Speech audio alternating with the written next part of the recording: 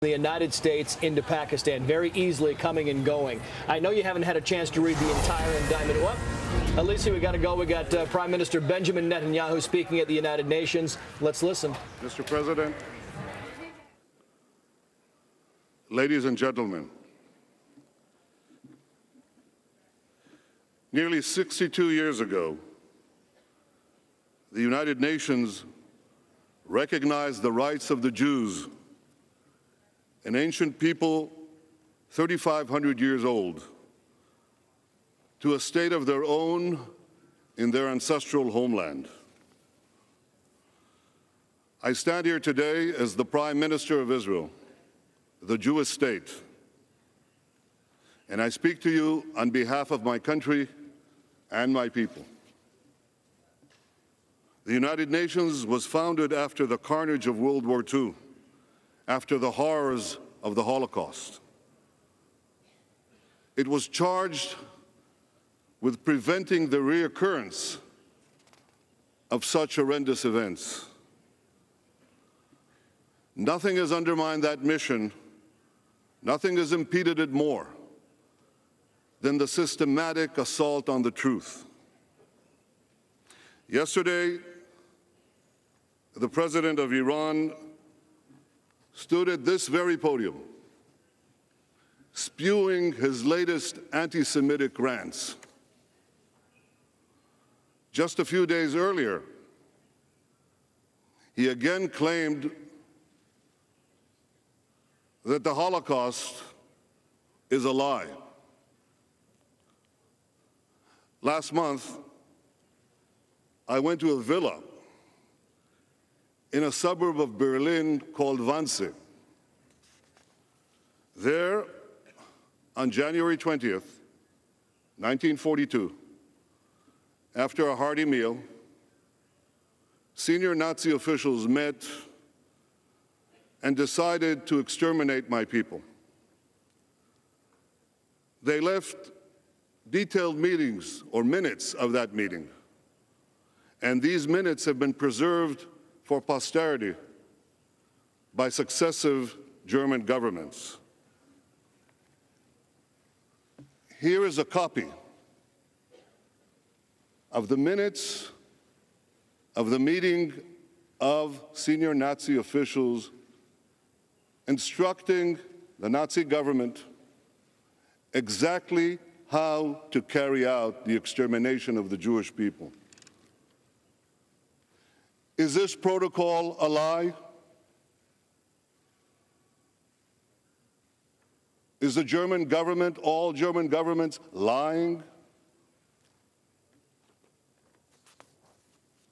A day before I was in Wannsee, I was given in Berlin the original construction plans for the Auschwitz-Birkenau concentration camp. These plans of the Auschwitz-Birkenau concentration plans I now hold in my hand. They contain a signature by Heinrich Himmler, Hitler's deputy himself.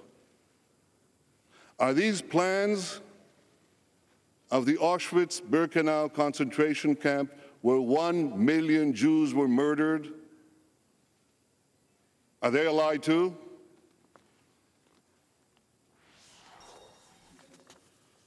This June, President Obama visited another concentration camp, one of many, the Buchenwald concentration camp.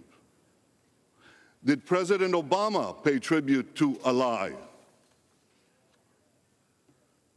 And what of the Auschwitz survivors whose arms still bear the tattooed numbers branded on them by the Nazis? Are those tattoos a lie too?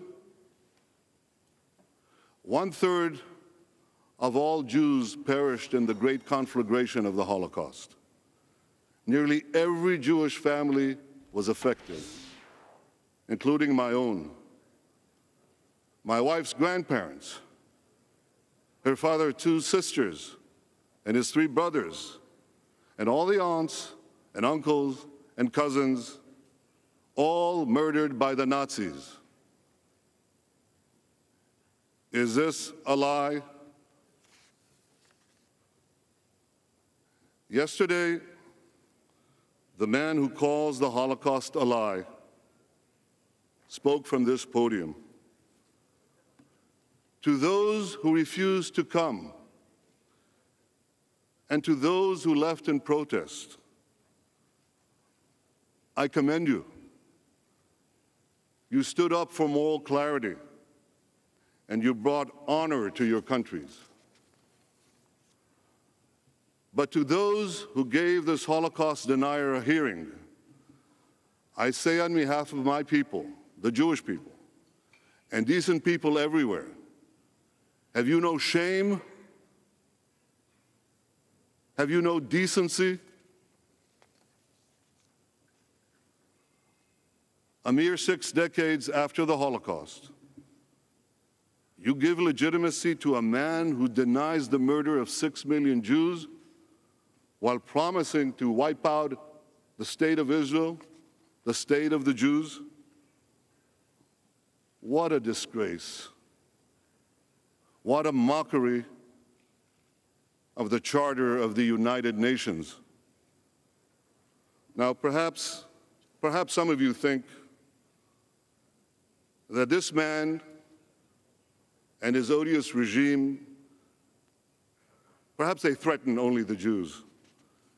Well, if you think that, you're wrong, dead wrong. History has shown us time and time again that what starts with attacks on the Jews eventually ends up engulfing many, many others.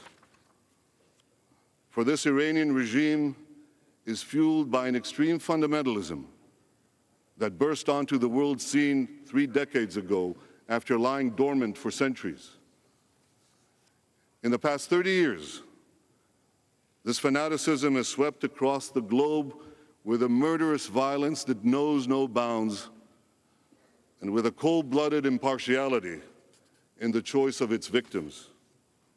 It has callously slaughtered Muslims and Christians, Jews and Hindus, and many others. Though it is comprised of different offshoots, the adherents of this unforgiving creed seek to return humanity to medieval times. Wherever they can, they impose a backward, regimented society where women, minorities, gays, or anyone else deemed not to be a true believer is brutally subjugated.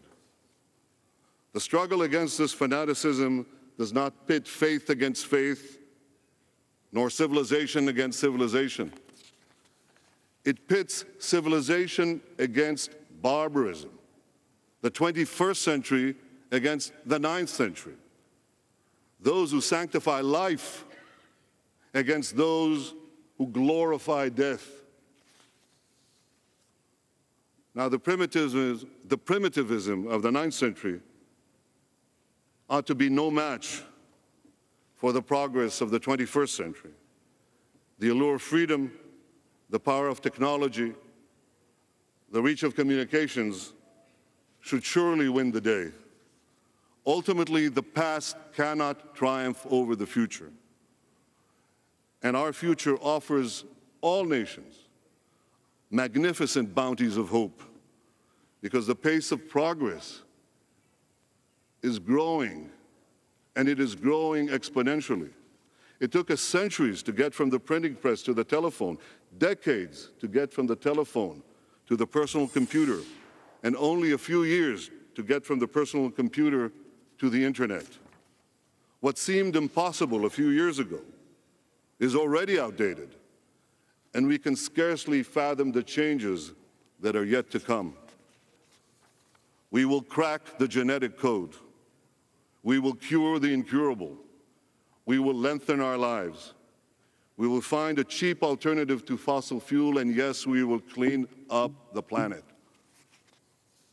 I'm proud that my country, Israel, is at the forefront of many of these advances in science and technology, in medicine and biology, in agriculture and water, in energy and the environment.